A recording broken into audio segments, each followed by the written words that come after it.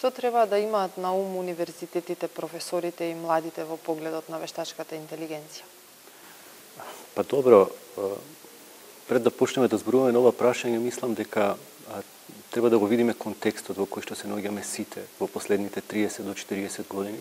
Станува збор за брзи промени, за огромни трансформации, за нови технологии, за вештачка интелигенција, за биотехнологија, кои што сериозно се одразуваат на животот на секој човек, но и на продуктивноста на општеството и на државата. Од тој аспект, дигитализацијата, глобализацијата и многу поиндивидуализираниот свет ги преобмислува животите на луѓето и ги преобмислува концептите на кои што треба да ги бараме новите модели по кои што ќе ги воспитуваме и образуваме идните генерации.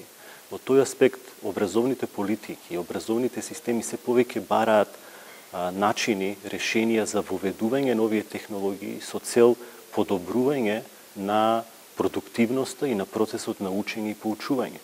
Во тој аспект, мислам дека ние кои што сме на факултетите, наставниците, институтите сме доволно свесни за важноста на оваа тема, но станува збор за нешто за кое што е потребна огромна поддршка и визија на државата, на министерствата, бидејќи тоа е еден дефинитивно многу мултидисциплинарен концепт.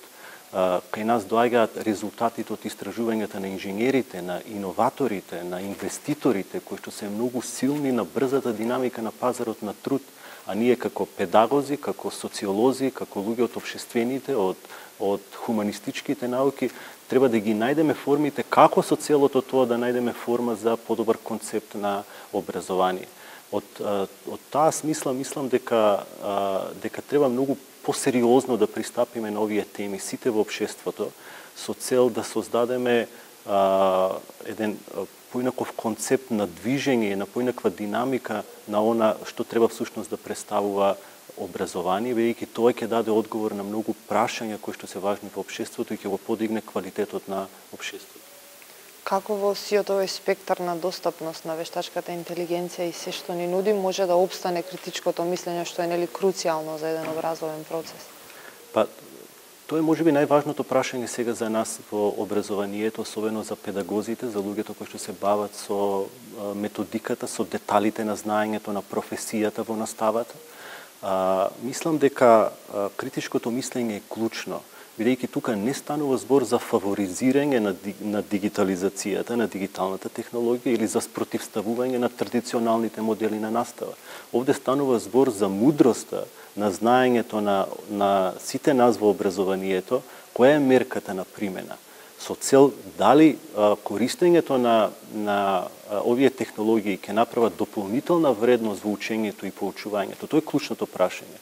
Затоа во земјите на Европска Унија дигиталната компетенција, односно компетенцијата за овие вештини е една посебна компетенција и станува клучна компетенција, затоа што мерката како јас тоа ќе го направам во текот на денот, или во текот на часот, или во текот на мојот концепт на предавање, всушност зависи од мене колку јас сум сега подготвен од образовниот систем, од иницијалното образование, и го насочувам детето во правилна примена на она кое што треба да биде. Така да, тука имаме многу за работа ние како образовен систем и мислам дека треба посебно да се посветиме на таа тема, бидејќи критичкото мислење не е само клучно за оваа работа, критичкото мислење е клучната тема всушност за квалитетот на општеството, во која насока ние ќе се движиме. Како би можеле ние да се придвижиме во таа насока кон доспевање на сета дигитализација што постои?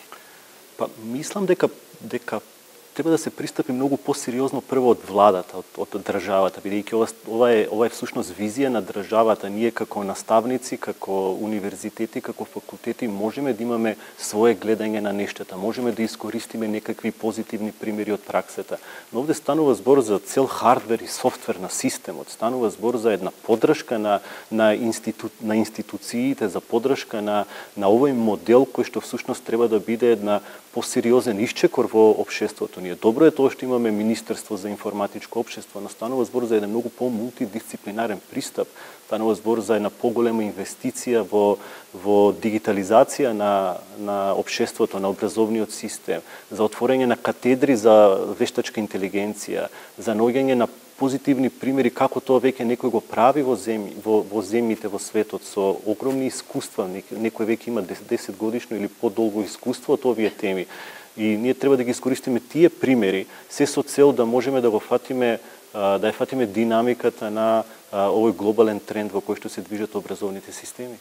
И како би ги посоветувале индивидуалците што се во рамките на универзитетот, како најбезбедно да ја користат вештачката интелигенција?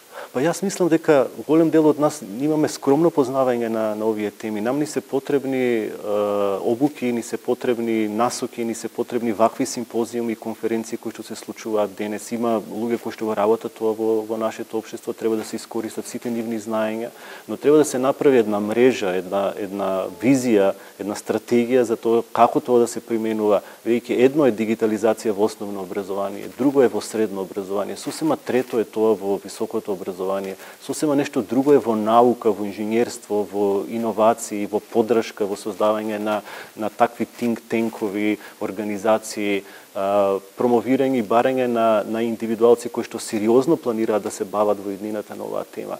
Во тој аспект мислам дека нам ни е потребен еден многу мултидисциплинарен пристап на сите во образованието со цел да си помагаме едни на други во барањето на оние алатки кои што ќе ни го подобрат процесот на наставата. Тоа е всушност подобар процес на резултатите на учење на учениците и подобар концепт на моето предавање со студентите и учениците. Дали АИ ќе ни го подобри концептот?